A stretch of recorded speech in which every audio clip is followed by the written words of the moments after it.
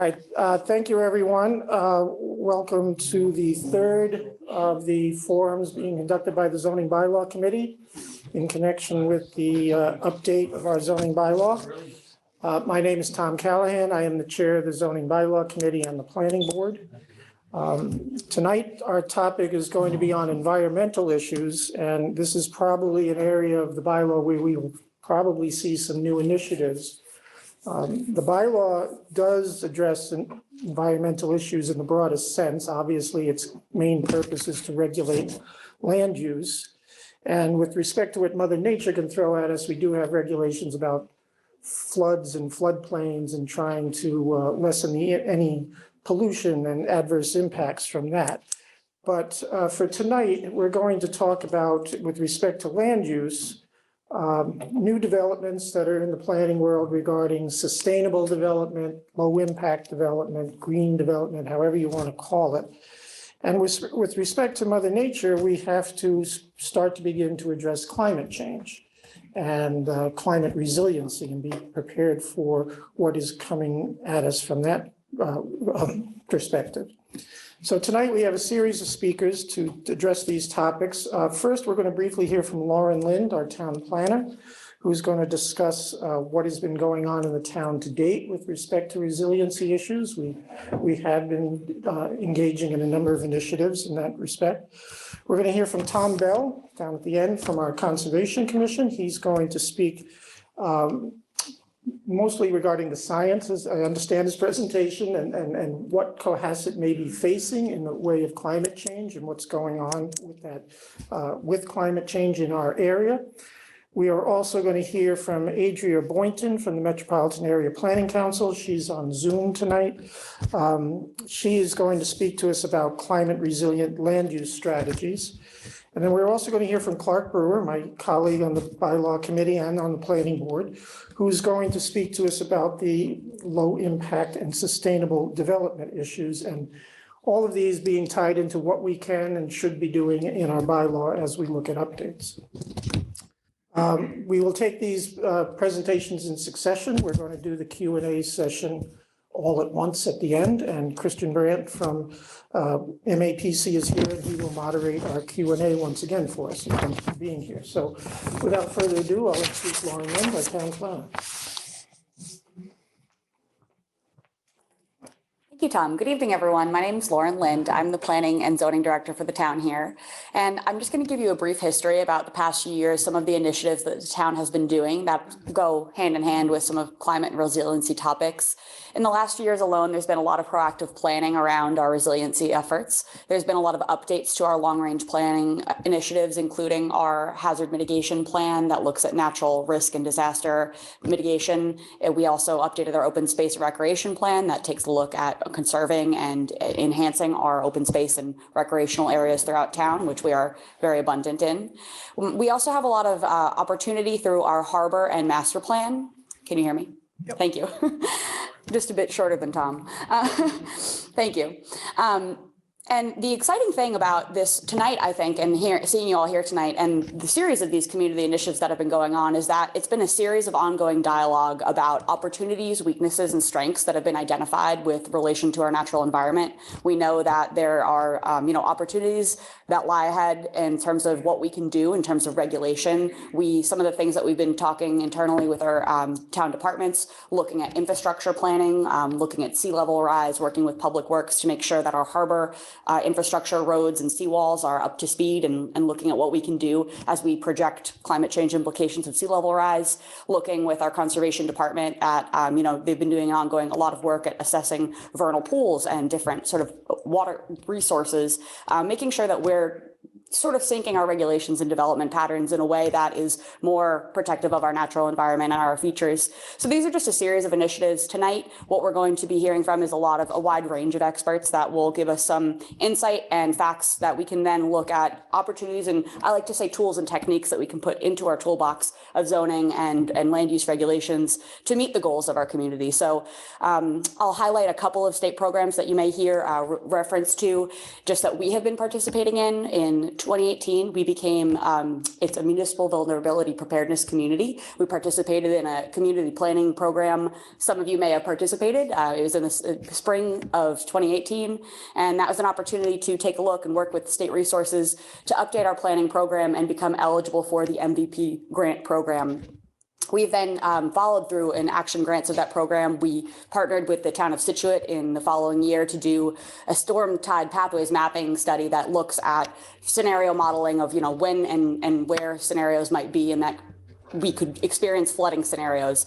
And then from there, we've actually built upon even further using a coastal zone management grant. And now we're currently working with Woods Hole Group down in Falmouth, doing a lot of research about James Brook watershed and our interaction with the intertidal area of Cohasset Harbor. So we continue to work on these resiliency initiatives. It's wide ranging. It takes a lot of data gathering, assessing situations, and then sort of doing a scenario approach as to what you might do in implementation and infrastructure to solve problems that are identified. So these are just a few examples of things that we're doing. And I just want you to keep in mind as we hear from our panelists tonight about what you think that is really interesting, because again, this entire process that we're doing with the zoning bylaws right now is having a conversation with the community about some opportunities and things that you could look into, and that, it's really going to be an opportunity to say, these are the zoning bylaws that we want to pursue and update and amend as we move towards the next couple of town meeting cycles. So again, thank you all for being here tonight. I'm going to turn it over to our first speaker, Tom Bell. Thank you for having me.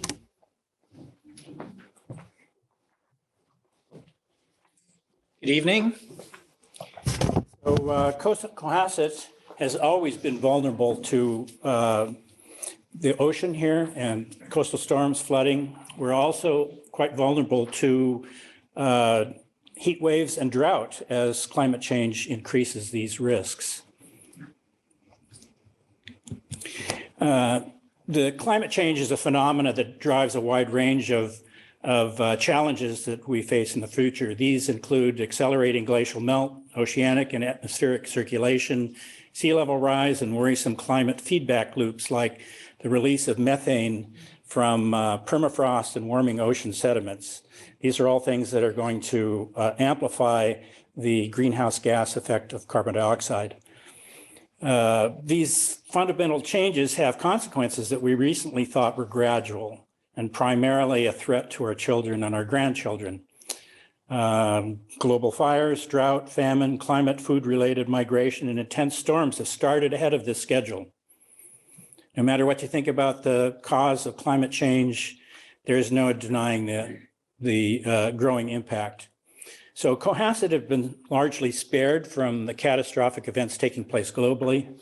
Our luck could be about to change. Oh, you skipped one. Keep going back. There you go. Thanks. We've just been through some very dry years and have experienced some exceptionally high temperatures in town during the summer. We've rationed water every summer for the last several years. We've actually had some notable heat waves. Our woodlands have not attained their natural state of fire resistance since the last clear cutting in the 20th century. So they are certainly at risk for fire under certain climatic situations. Our wetlands have been degraded, reducing their ability to cleanse our water, slow its worst effects during heavy rainstorms. Some of our streams have been channeled through culverts, reducing their ability to carry floodwaters. By reducing our tree canopy and replacing it with dark color impervious surfaces that prevent groundwater recharge and absorb heat, we're moving in directions which increase our vulnerability to heat waves and flooding. This graph is fairly simple once you understand what all the red and blue lines mean. It starts in 1910 and runs to 2021. The blue lines are deviations from the temperature mean. You can see that about 2/3 of the way into the 20th century, we were experiencing fairly cold winters and rare hot summers. About 1990, this scenario changed. Our winters are getting warmer, at least over the last 30 years, and we're seeing more and more excessive extremes in maximum temperature, here. And what's probably even more worrisome is that they're starting to form groups. If you have a heat wave one year, some heat waves one year, you're likely to see the same thing the next year. And then we have gaps. And those gaps are where we find that we're in drought conditions. So that's 110 years of northeast warming. And we're getting wetter. This graph is a little less clear, but these are extremes in one-day precipitation. So the years with days of extreme precipitation are kind of irregular prior to about 1960. And then sometime in the mid-70s, there's a upward trend. So we're seeing more of these one-day precipitation extremes. And again, they seem to be clustering. When we have a year with a lot of them, it's possible or even likely that the following year will follow the same pattern. Out towards 2000, and since then, you can see some of these, the data are a little bit better. There's not so many gaps in it, but you can see that we have at least 1 3-year drought sometime around 2010, something like that. So these are things that are happening now. So as the Atlantic Ocean and the atmosphere warm, the potential for larger, more energetic stream. As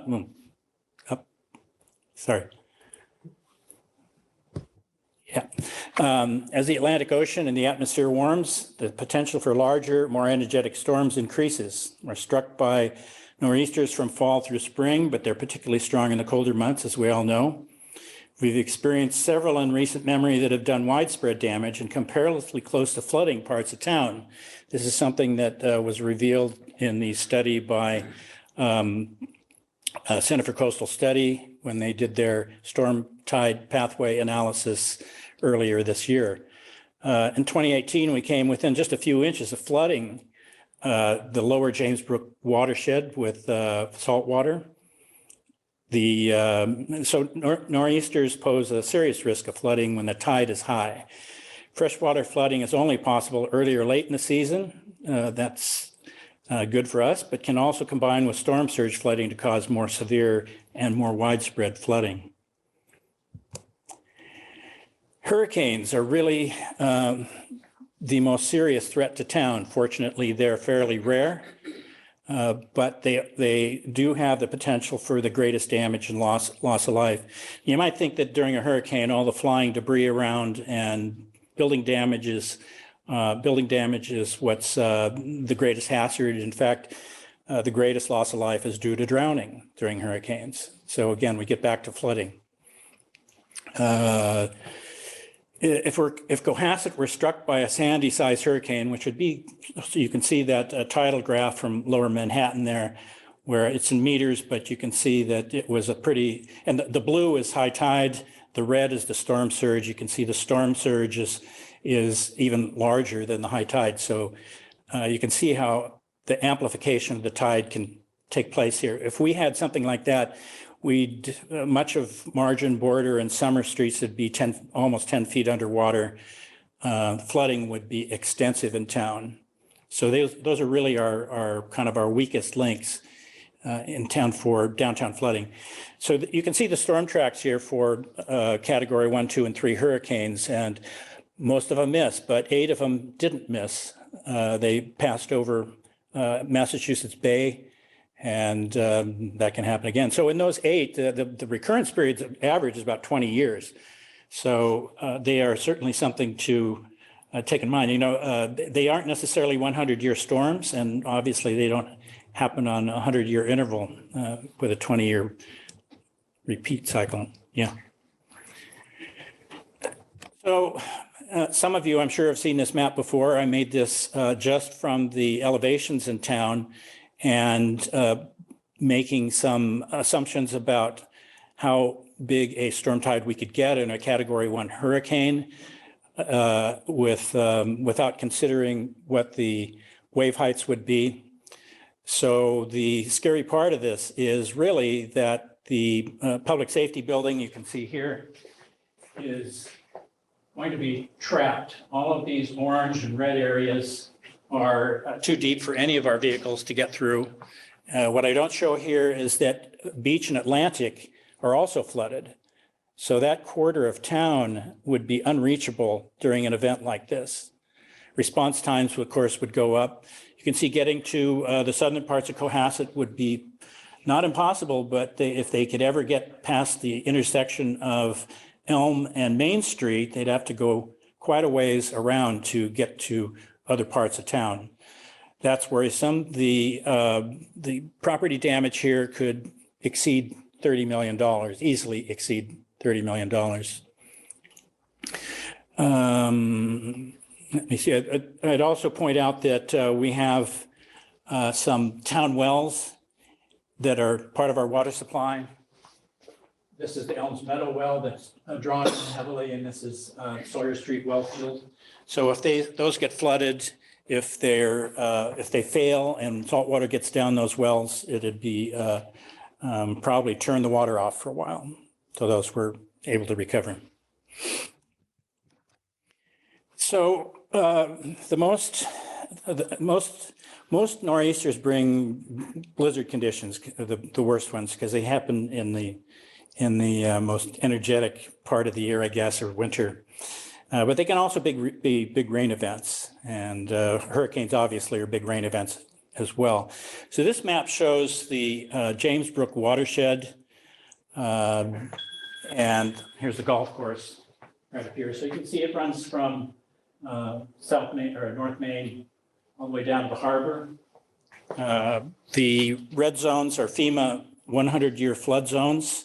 The yellow are the greater than 100-year flood zones, and you can see these are that's a 1% chance each year for peak, and the peak discharges would be 200 cubic feet per second. And to put that into perspective, if you've ever seen the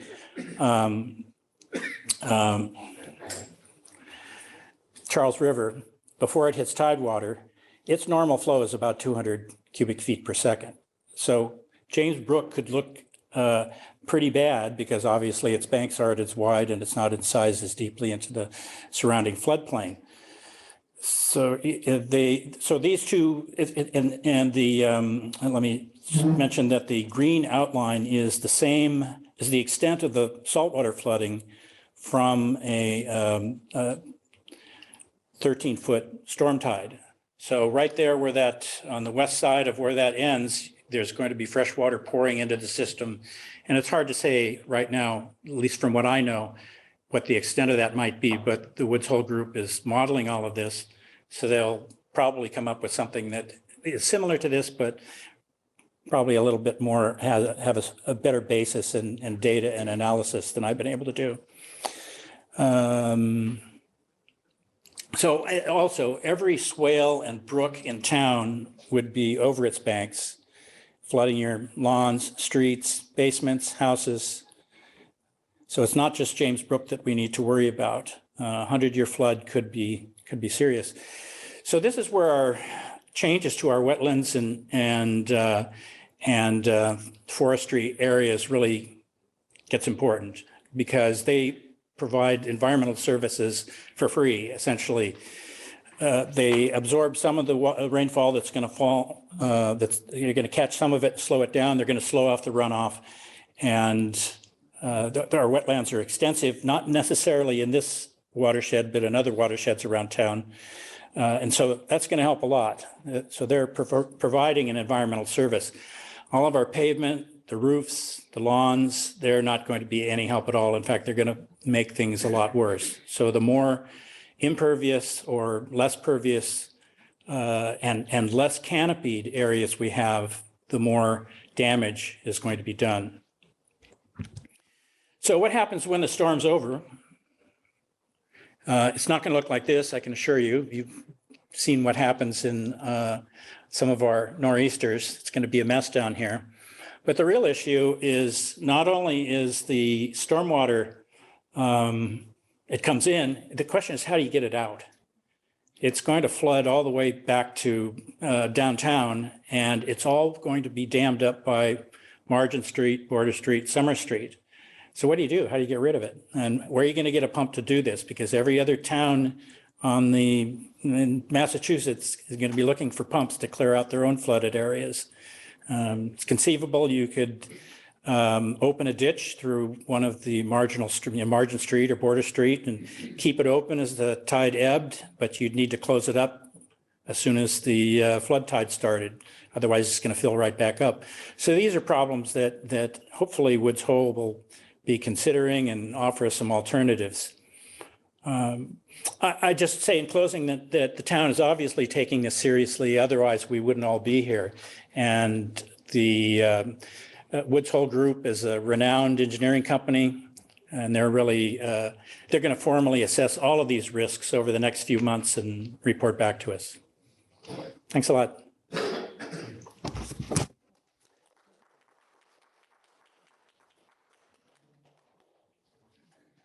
Next, we're going to hear from Clark Brewer. Hi, I'm Clark Brewer.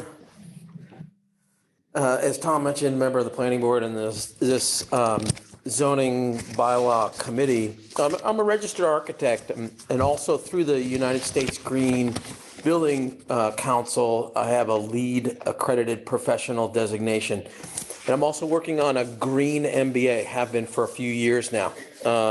Might take a few more years, but I'm here to talk about general concept of sustainable design, low impact development, green infrastructure, and hopefully give everybody something that they can believe that they can do in the short term and as a community in the long term.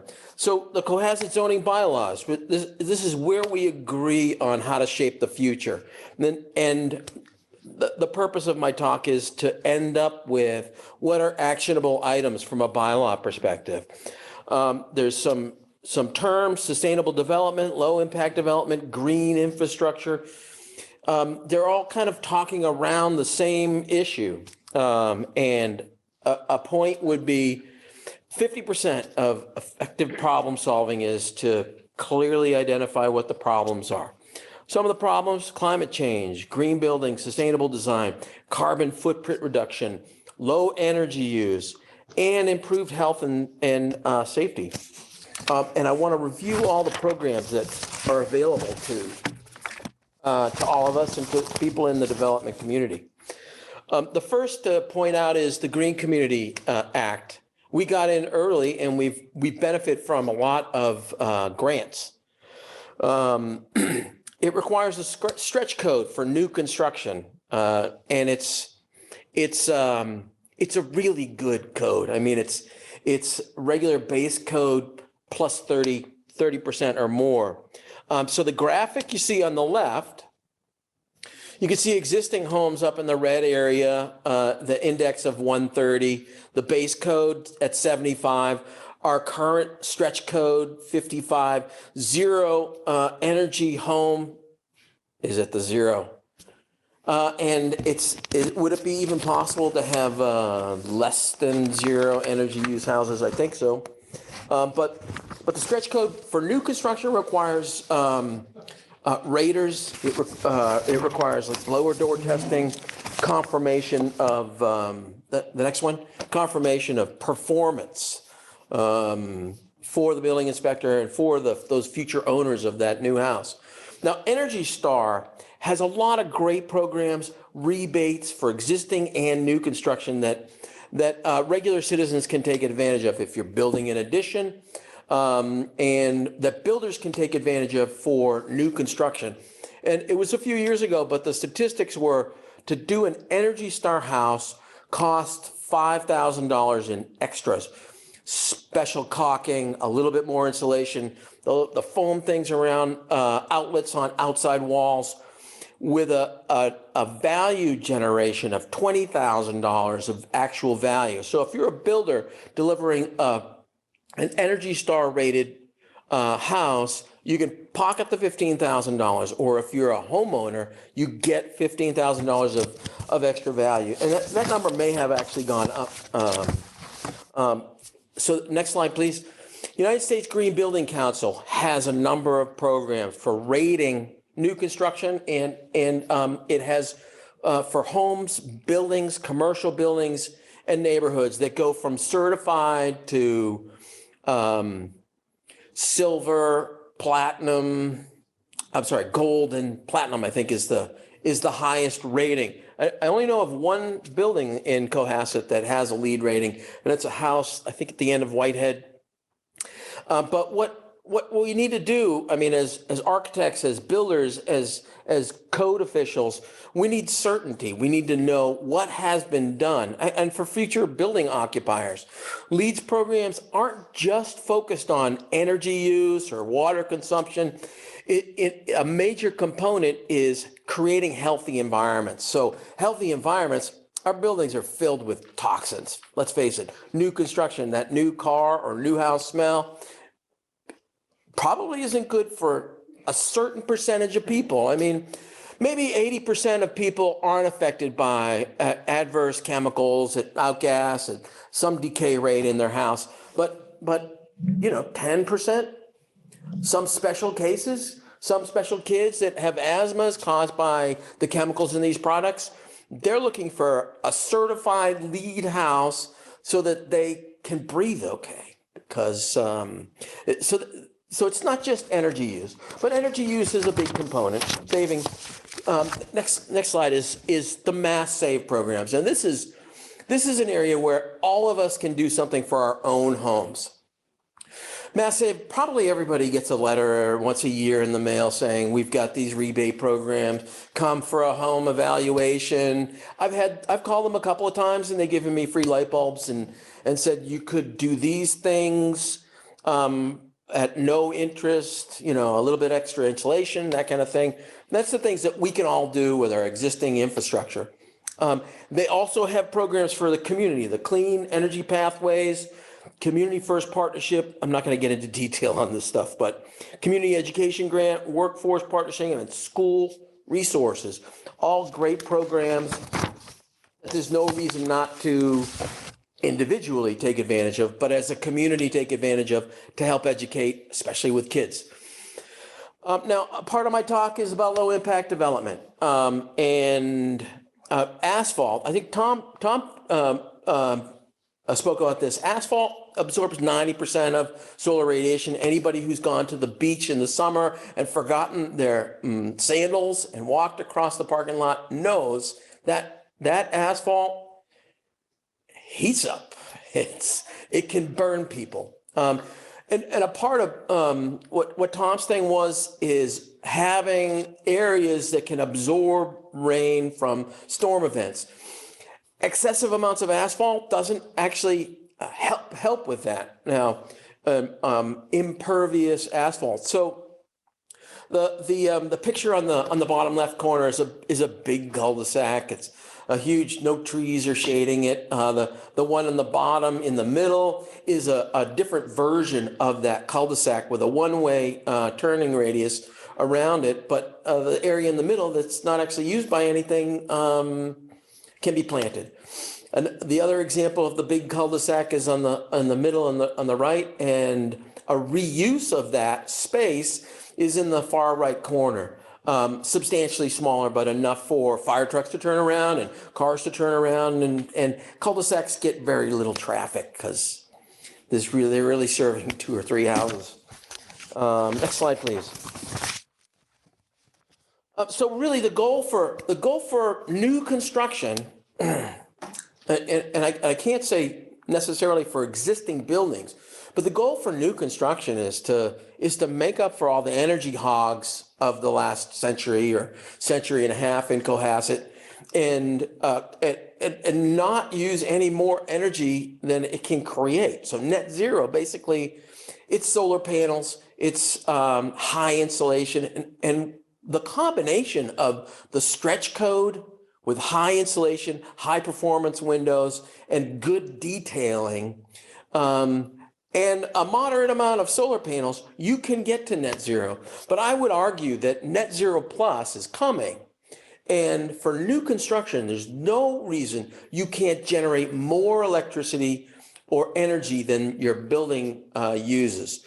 Some of the stretch code requirements for commercial buildings up to a certain size, or they have to be made solar ready. These are all easily attainable things, solar panels. Tom, you say you were looking at 6 years for payback because your bill went up last week? It actually, having energy security is a good thing for the country, for our state, our town. Now, the graphic on the right is a part of an MAPC presentation. It's the climate smart zoning and permitting, which I didn't run across until after I'd done my presentation, but I had them, I had that put into our slide because it's a great guide. That's exactly what we're talking about. You know, zero emissions mobility, clean energy supply, climate, smart zoning, net zero buildings, all of these things are covered in that. And next slide is the yellow one. They have a playbook that they put together. These are the zoning changes. So climate smart zoning, allow by right installation of and operation of net zero enabling technologies. Now that sounds like kind of a complicated buzzword, but really it's solar panels on your roof. I'm going to go to action C, exempt net zero enabling technologies from height and setback requirements. That's a zoning issue that we might be able to implement for this. Create climate overlay that reduces greenhouse gas emissions per building type. An overlay for high performance building standards. These are things that architects can do if their client says, I've got a little bit more budget. 1%, whatever it is. Anyway, action F, enable and incentivize transit-oriented development. We actually have a transit-oriented district where people can get into the city, people can come out of the city and get to Cohasset, and then have intermodal transportation links so that they can make that last mile to the village or to the beach or wherever. Action H, adopt a green code with resiliency and mitigation incentives. I, require energy efficiency licensing of rental units. J, phase in clean heating and cooling technology requirements. K, expedited permitting and reduce permitting fees for zero emissions buildings and net zero enabling technology. L, train reviewers and staff on net zero building standards. Okay, and then the last page is what I thought we could do as a community in the short term, right away. We can identify short and long-term goals, provide policy that drives realistic goals and provides permitting certainty. One of the problems with commitment to net zero is, the stretch code's required. That's what builders have to do, but net zero isn't required yet, but having permitting certainty can make a big difference for saying, yes, we'll do this. Provide community support with a green consultant that I think our town's working on with Hingham. Do we have that green consultant yet? Working on the municipal side of saving energy? Not yet. Okay, maybe not. And communications, very important. And then finding grants and funding mechanisms for low-hanging fruit and creating good case studies within our town. Neighbors that are doing this, saving energy, 6-year payback for solar panels. And it might decrease the more energy vulnerability goes up. And somehow we have to increase our solar energy and renewable energy production. One option would be to allow solar panels as of right and waive inspection fees. We can maybe provide incentives for all electric use. We actually have grants that are available for that. We need to confront our backup power and outage problems that have plagued us over the last decade or more. We need to coordinate our work with the utility, which I know the town manager probably on the phone with the utility every storm. And I think prioritizing affordable operating costs for our affordable housing stock should make sense. It makes sense to have affordable housing that's not only affordable to dwell in, but also affordable to run and on a monthly basis for people. a possibility for is to provide setback incentives for a net zero verified house, provide density bonuses for solar ready and optimized orientation projects. And what I mean by this is solar panels kind of want to face south. They want to be within 15 degrees of south. Our town is substantially on a random grid or a southwest to northeast facing grid.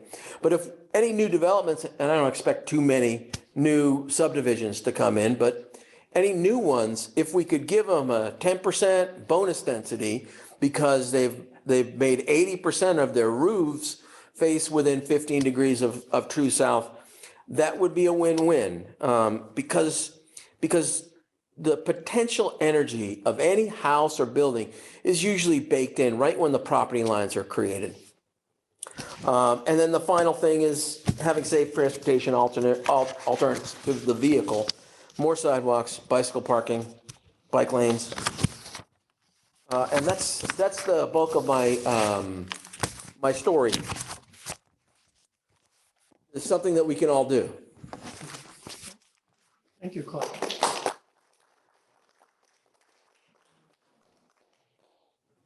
Adrian, you're up if you're out there. Wonderful. Can you hear me okay? Yes. Fantastic. All right, But you're great. very small. You're very small in the upper right corner. If that's what you want. Yeah, no, that's great. As long as you can see the slides, that's perfect. Thanks for letting me join tonight. My name is Adria Boynton. I'm a senior environmental planner and resiliency specialist with MAPC, the Metropolitan Area Planning Council.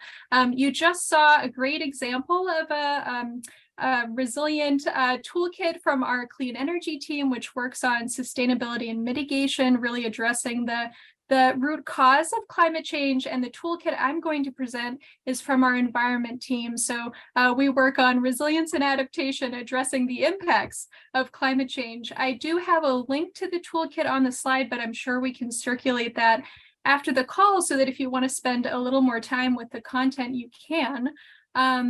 And the idea here is really that communities are using their regulatory authority to address climate impacts like the examples you've heard so far tonight, things like increased rainstorms, sea level rise, heat, and drought. And in this toolkit, we've pulled examples from communities throughout our region. We work with the 101 communities in the greater Boston area. And interestingly enough, not every single example was necessarily designed with climate in mind originally, but they all help us get a little closer to a resilient future. So if we jump to the next slide here, we'll see how the toolkit is organized, and it's really by category. So this gives you a sense of what's included. There's examples of language related to floodplain overlay districts and floodplain zoning relief. We've got content related to stormwater and wetlands, examples of site plan review, water conservation, that's a hot topic these days, tree protection ideas, a couple of examples of design standards and guidelines, so providing a little more guidance on what resilient structures and infrastructure might look like. And then a few other zoning districts that incorporate that climate change lens. And beyond all of these different examples of regulatory language, there are some other resources available to you. If you check the site out, there's some resilience checklists, there's some webinars, and there's a pretty robust glossary. On the next slide, I'll just highlight a couple of key terms from the glossary. I know it's a lot of text, but I'm going to be saying these words throughout the presentation, so might just help with some context setting here. We're going to be talking about examples that look at the base flood elevation or the anticipated level of flooding during something like a 1% annual chance flood event. They are all examples of strategies that incorporate climate resilience, so preparing for those extreme impacts. We're also going to be thinking about the design flood elevation. So that would be, in FEMA's mind, the height of the lowest occupied floor. It's higher than the base flood elevation. It is above the anticipated flood levels. Thinking about floodplains, any area subject to flooding, freeboard, that's the space between your base flood elevation and your design flood elevation. It's really a safety buffer, helps you be prepared for those extreme events relative to flooding. We're going to be talking about the National Flood Insurance Program that's managed by FEMA. It provides flood insurance for buildings and contents. Sea level rise, a term I'm sure everyone in the room is familiar with. Again, we're thinking forward into the future. What are our communities going to be looking like? The special flood hazard area. This is FEMA's term for the extent of the area that would be experiencing a 1% annual flood risk, according to FEMA's historic data. That area is shown on FEMA's flood insurance rate maps. I do have a couple of examples for you today related to stormwater flooding, not just coastal and sea level rise flooding. And then the last term here, the 100-year flood. I think this was referenced earlier in the presentation. It's another way to talk about the special flood hazard area or the 1% annual chance flood. We say 100-year flood a lot. Of course, these days with climate change, these floods happen more frequently than once every 100 years. But if we head to our next slide here, we can dive into some examples of strategies that you can find in the toolkit. And I'm going to start with floodplain zoning. So these are just some great examples of language to help elevate buildings or utilities in the flood zone. And I'll walk through some of the examples on the slide. The first is language that allows new and existing structures to exceed zoning height limits by special permit, so that you get that extra layer of freeboard, such a key thing. And one example is from Hull. They're allowing for up to 4 feet of freeboard. Another idea is allowing existing structures to elevate so that they can get a higher base flood elevation. So Situate is actually allowing existing structures to elevate to a height of 50 feet to try to get to that level. Another way to get around this is to measure building height from base flood elevation instead of measuring it from grade. Dennis and Nantucket are both doing this. This is a really popular strategy that I know a lot of communities are looking at. And one last idea here is allowing encroachment into setbacks so that you can elevate utilities. So things like heating units, water heater, hot water storage. And this is something that is being done in Hull as well. So if you check out the toolkit, there are links to each of these examples and all the examples that I'll show tonight. So you can see the specific language that each community has used. But if we jump into the next slide here, I'm going to show some examples related to floodplain overlay districts. So the context is really, since we were talking about the NFIP earlier, all communities that participate in the National Flood Insurance Program have to enforce those minimum regulations through a floodplain overlay district, and that includes that special flood hazard area. So the state does have a model floodplain bylaw, but some communities have gone beyond that to really increase their resilience and their preparedness. So let me give you some examples here.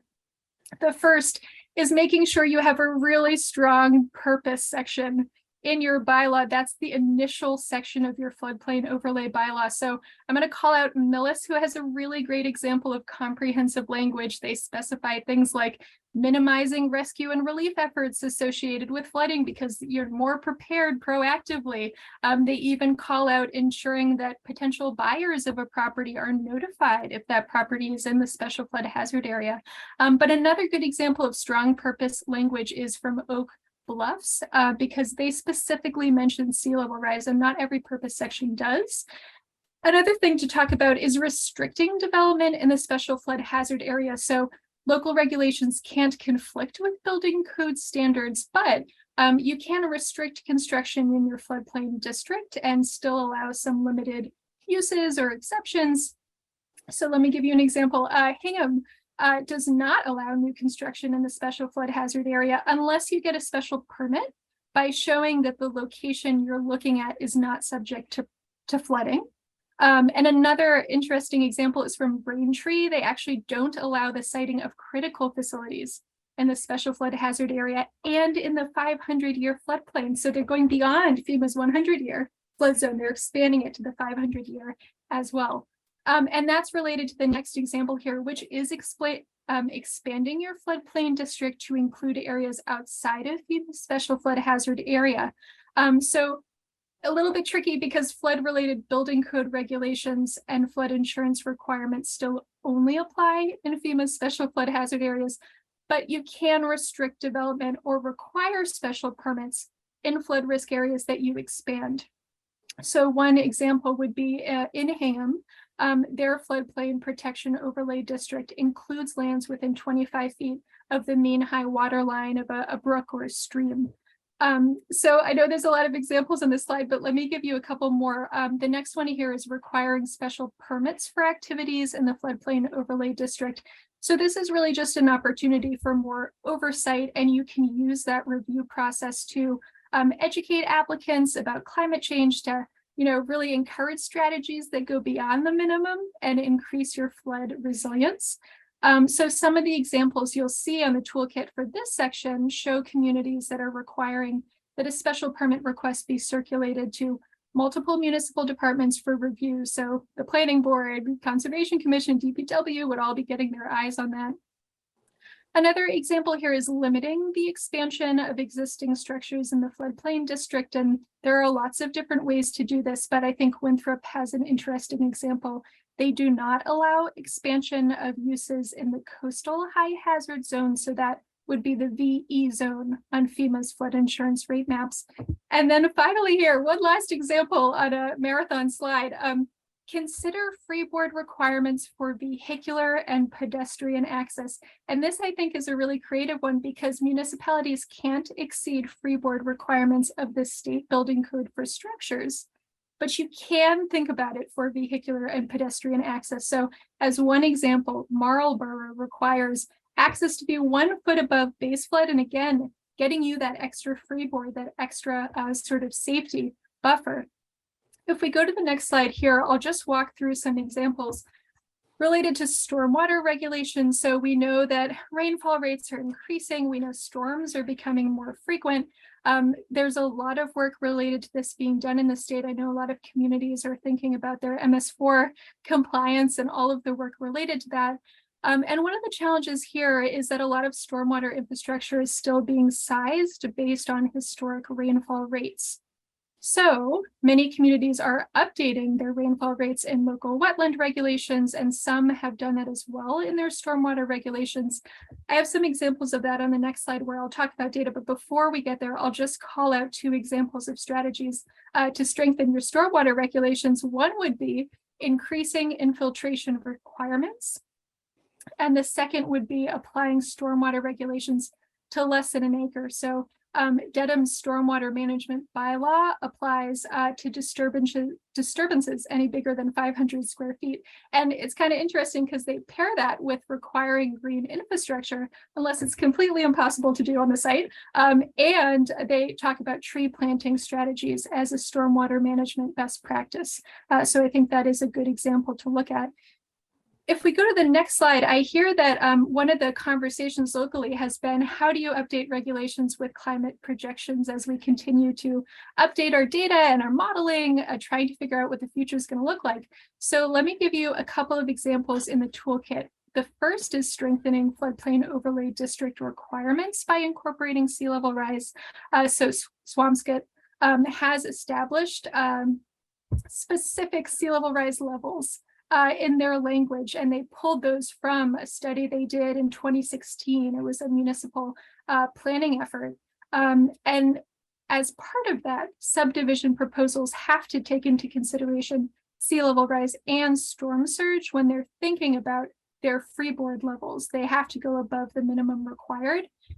And the last example here would be thinking about those stormwater and wetlands regulations and strengthening them with updated rainfall requirements.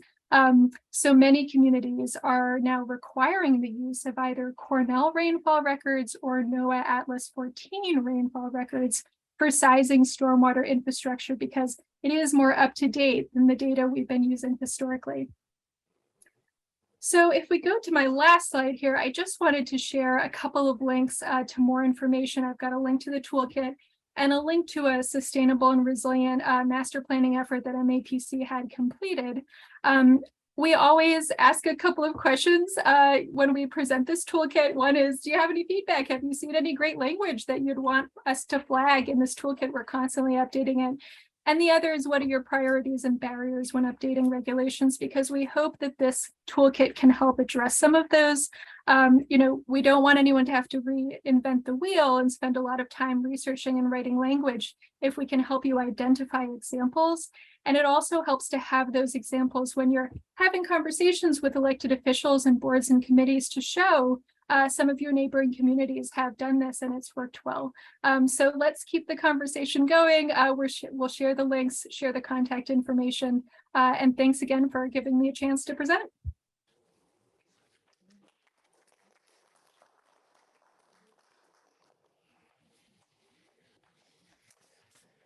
All right.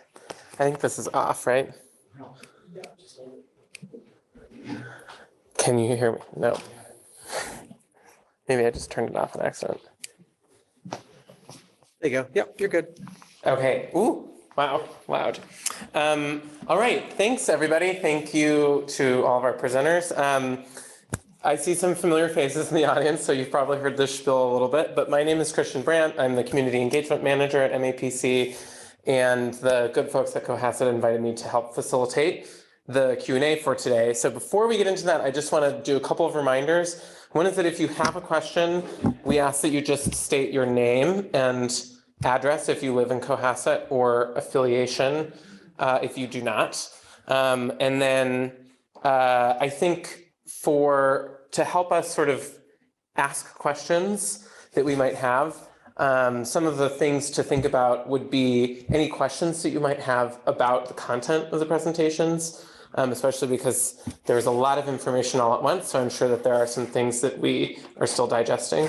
And then also, I think something that would be particularly helpful for the folks here to hear from, or hear about, excuse me, is any concerns that you have listening to this presentation, whether it's concerns about how to actually do some of the things that we've talked about today, concerns about some of the science that or like the findings that you might have heard, like, oh my gosh, that sounds so intense. How are we ever going to respond to that? We've got some great brains in our room today, and I'm sure that they'd be willing to talk with all of us about that.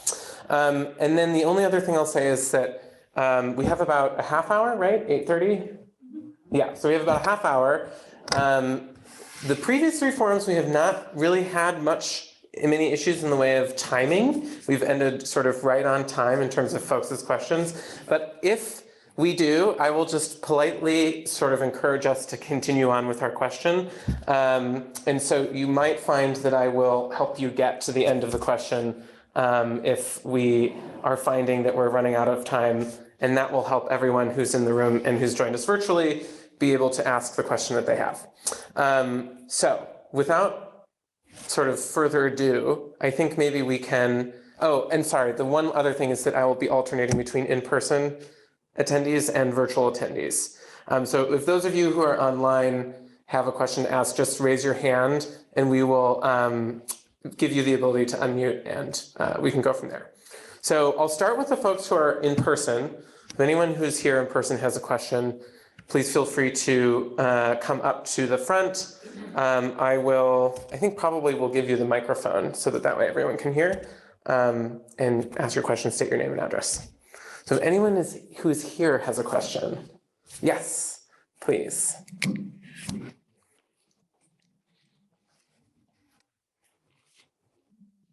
My name is Jack Buckley, 272 North Main Street. So I don't know if my question should be directed to Ms. Boynton or to the board here, but I'm interested in knowing what if the town has considered a stormwater utility. I didn't know what a stormwater utility was. I thought it was a treatment plant. It's a tax, like the Community Preservation Act. It's a tax that the town would voluntarily impose on itself, which is probably a non-starter for the town of Cohasset. But nonetheless, picture town meeting having that one shut down. Nonetheless, it's a tax on impervious surface of our private homes, yards, patios, walkways, driveways. And it's an intriguing idea to me. I think it's one of those things that it puts us all, it strikes the, we're all in it together theme. Because it's not an individualized approach, that it's a collective approach. And so my other question is, what are the limitations to how the money can be used that's collected, can be used to incentivize a bunch of different programs? Thank you. I think, Adria, I'll turn to you first. If you have any examples of that, and also like how the money, limitations on how the money can be used. Yeah, I think the best way I can speak to this is sort of talking about some of the trends that we've seen in the region. It's a great way to facilitate increased stormwater management related to flood resilience. It's a great way to cover some of the additional expenses associated with fulfilling the requirements of the MS4 permit. I will say we've seen it be most successful when there's some really concentrated sort of public engagement efforts around what is a stormwater utility fee, you know, what are the benefits, how will this help us get to a more climate resilient future. So I think that messaging component and the public education component is a really important part of the process. Thanks, Adrian. Do you have anything to add, panel? No. Cool. Do we have any questions online? We do. Great. Steve Wetter. Steve, you are able to speak. Yes, my name is Steve Wenner. I live at 195 Pole Street, and I'm a member of the Cohasset Alternative Energy Committee. I'd like to ask a follow-up question to Clark's presentation.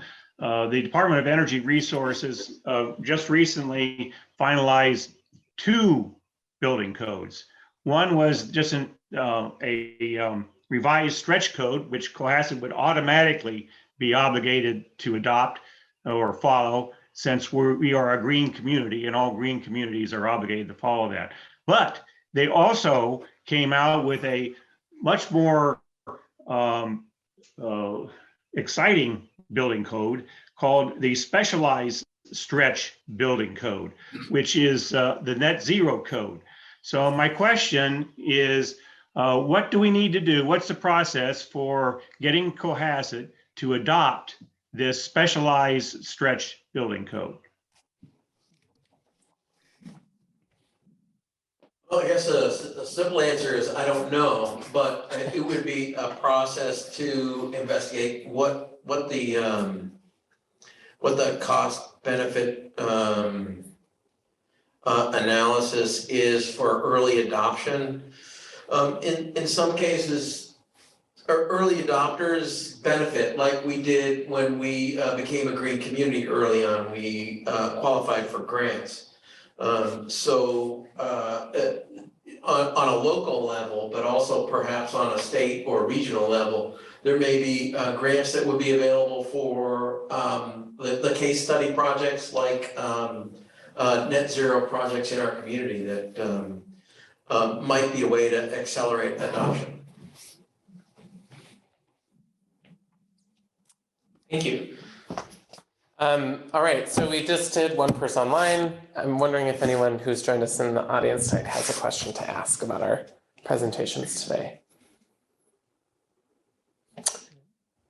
Okay, so I'll go to the folks online if anyone has a question. No questions. Yes, you again. Question 2, how do we incentivize? Is it pie in the sky thinking that we might be able to incentivize homeowners to not build? And I know there's a tension between wanting to build new construction in the town for all of its benefits. Yet what Tom was saying and the speakers are saying is that we need to protect ecosystems. However, there's no way to monetize the services provided by the ecosystems. And we only value land in terms of its monetary value to be developed. So are there any strategies out there that are practical, that provide some kind of incentive, tax incentive, to advance ecosystem services over development. And can you state your name and address for the record? Jack Buckley, 272 North Main Street. That was Jack Buckley, 272 North Main Street, since I have the mic. Let me Yeah. just try and take a first stab at this one. So some of you may know I'm on the Cohasset Conservation Trust, and we have almost 30 properties of a variety of sizes. But on some unbuildable land or semi-buildable land can be donated at with a tax break, and that it's a reasonable incentive to put land in conservation in perpetuity to get the tax break for the value of the land. So it's a big break, but not everybody can benefit the most from that. And I think, Adria, if you have some examples about land acquisition that you might be able to share. Yeah, I was just thinking, it feels very related to me. I know this is a conversation a lot of communities are having at the local level and also working with some regional groups who are preparing for climate change. Some of those regional groups are run through different watershed associations, or it's just a convening of different municipalities. But a lot of folks are thinking about land acquisition. And there are some grant programs at the state level that can sort of assist with some of that funding. So I just thought I'd mention it in addition to the conversation around incentives. Thanks, Adria. Yes, please. One of the things we can all be aware of is that if you donate or permanently restrict your land from housing development, that is a contribution. Conservation groups can help by assuring that will be permanently. And another little thing of the tax code is if it's significant, because it's an interest in property, you can do various tax advantaged exchanges to protect the money that you might get permanently from taxation. And if you want an example of how that can work, drive through Dover. Most of those fields in Dover, in fact, are permanently protected because they permanently took away the ability to turn them into subdivisions, and then it's only taxed as agricultural. So people who own land have some strategies already, and I think the town probably can assist in that. And your name and address. Oh, Jack Creighton, 23 Fishing Road. Thank you. Do we have any folks with questions online?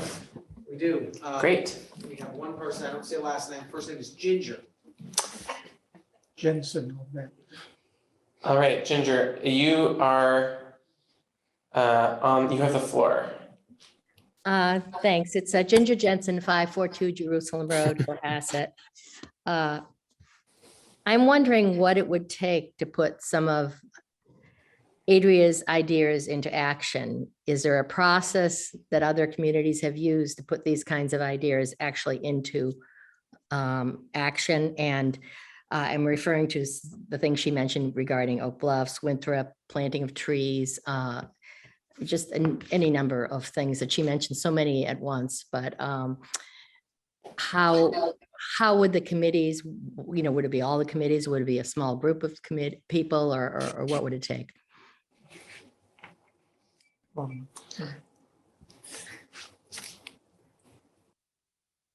Should I'm Yeah. seeing a thumbs up, Yes. so maybe I'll start just from the perspective of how have other communities approached this.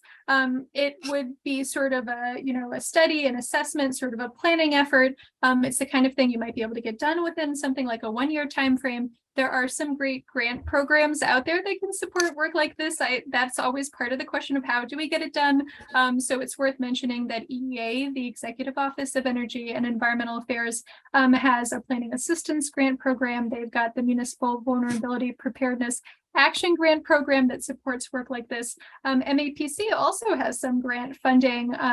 options that would be related, things like MAPC's Technical Assistance Program and our ACR Accelerating Climate Resiliency Grant Program. So a lot of acronyms to throw at you, but just to say that there is funding support for doing this kind of analysis so that you end up with some really specific updates that you can move forward with.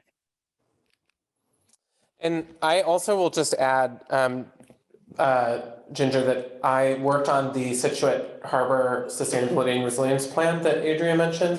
So I can share a little bit about what that process was, which, to be clear, that was like the research and planning work that went into developing an implementation project. So that project really started off by doing a lot of community engagement and research with people in Situate. We had 3 public forums. It was a little bit delayed because of the end of the project coincided with the start of the COVID-19 pandemic. So it would have been faster had that not been the case. But that gets you, like Adria was saying, that gets you to the implementation part, and then actually getting the recommendations acted on is really something that the town would have to lead. And so I'm assuming that one of you might be able to talk about that. So, I mean, the whole point of us being here is to think about these issues and how we're going to incorporate them into the zoning bylaw. And it's obvious to me as we're sitting here tonight, It's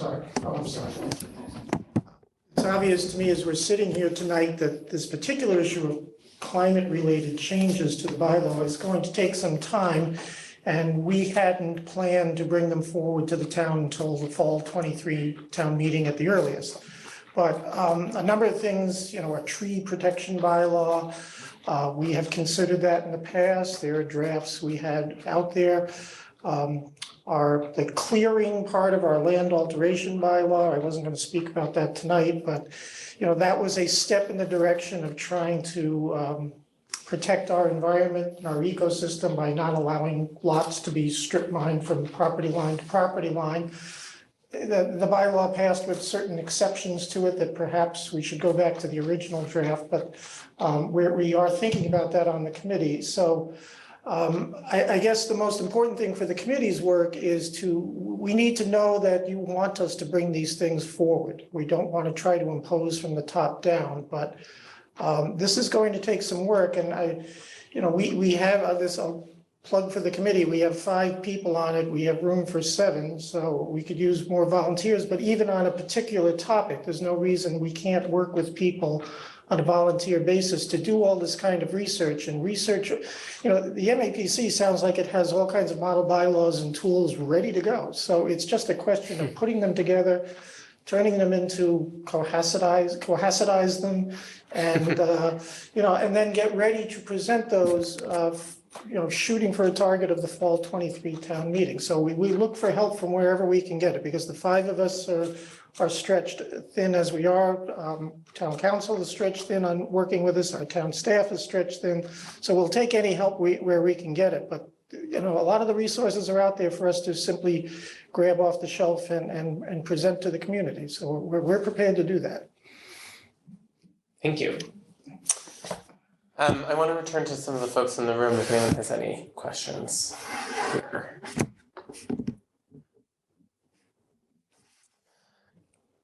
Hopefully all of your questions have been answered forever. No, I'm kidding. I'm wondering if anyone from who's joined us on Zoom has any questions. No? Great. Yes. I want to go back to what Jack was saying before. One of the problems, Jack, is that our state zoning law really hasn't caught up to the 21st century in some of these kinds of initiatives.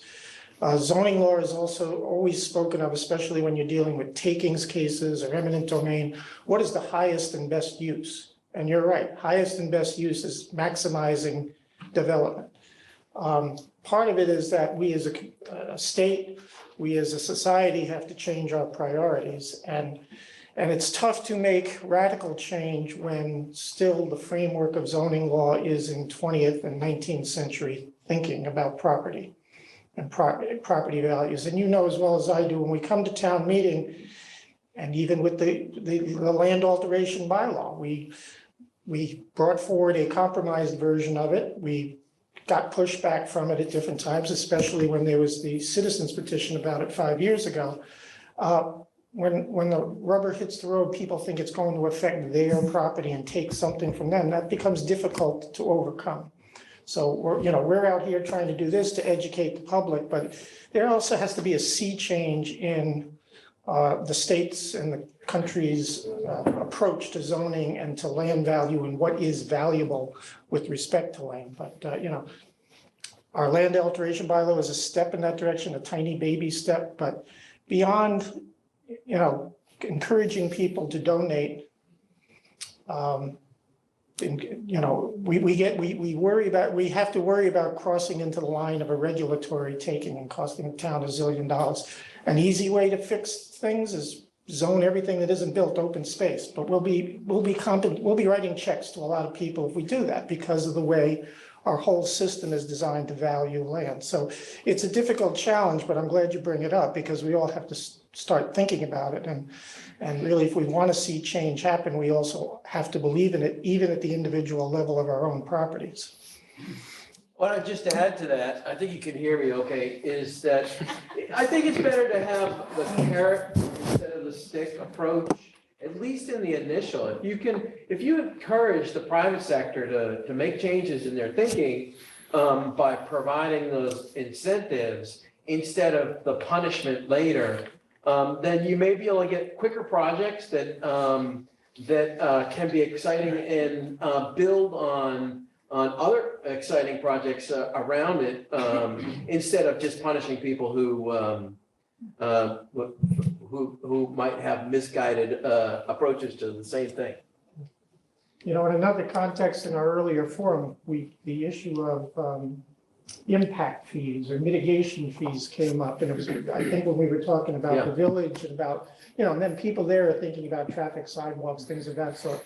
But the impact of all development is something, we can think about, and it's just a question of what legally we can do to create incentives or to push people in certain directions under the current framework of zoning law in Massachusetts. That's our challenge. Yeah, and I could, by the way, I'm the select board representative on this zoning bylaw. We discussed mitigation. Mitigation is a very important tool the community can use, and the theory is very clear. If you're going to do a development or you're going to do something that is going to impact those around you, then the community is empowered to say you have to mitigate that. You might have to create some open space. You might have to provide for a new ball field if you're taking an old ball field. And I know I was on several zoning things in rezoned parts of Boston when my office was in there. And an important part of what Boston will say to anybody developing is what is the impact on the community and how you are mitigating it. And one of the challenges we find on zoning that we've been working is that Cohasset really doesn't have a clear way to define what mitigation is in the zoning bylaw. And that's one of the things that And I know you already mentioned this earlier, but can you state your name and address for the record? well, I already did. Do you have to do it twice? I don't think so. No? All right, never mind. So I'm wondering if anyone who's joined us online has any questions? No? Okay.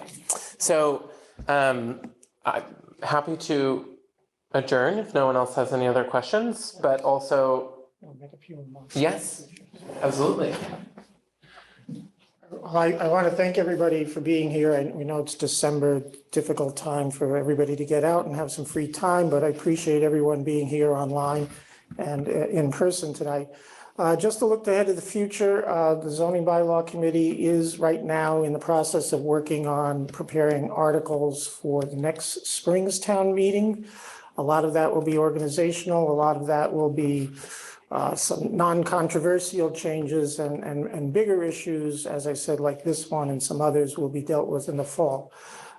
As far as these forums go, we do plan to have others, probably the next one, or at least we can assure you that there will be one planned for late February to roll out the spring town meeting articles so that we can discuss them in a session like this, not in a town meeting setting where it's decide yay or nay. So look forward to that. But there will be other topics. We may revisit this and some of the other forum topics we had as we develop suggestions for bylaws and bylaw changes. So, from now, beginning in the new year and going probably through till next fall, as we look towards the fall 23 town meeting, we plan to have a number of forums to continue this kind of dialogue.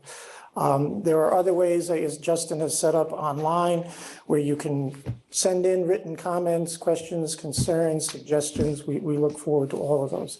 So thank you all for being here. Have a good holiday season, and appreciate you being here, and appreciate Christian and Adria for being here for us tonight.